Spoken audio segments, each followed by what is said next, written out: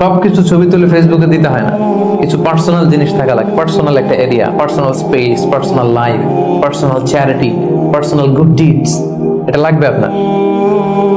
এটা আল্লাহ তাআলা বেশি পছন্দ করেন।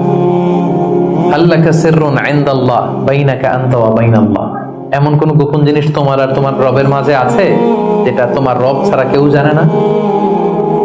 তোমার আর তোমার রবের মাঝে এরকম গোপন কোনো ডিলিংস আছে যেটা কেউ জানে না? জীবনে কখনো গোপন দান করছো যেটা কেউ দেখেনি? ওইটাই কাজে লাগবে।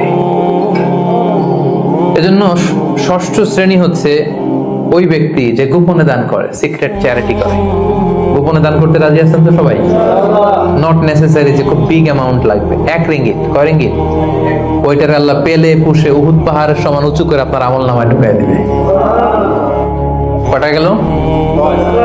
7 নাম্বার হচ্ছে রাজুলুন যাকারাল্লাহ খালিয়ান ফাফাদাত আইনা, যে ব্যক্তি গোপনে আল্লাহর জিকির করে, আল্লাহকে স্মরণ করে আর চোখের পানি ছাড়ে।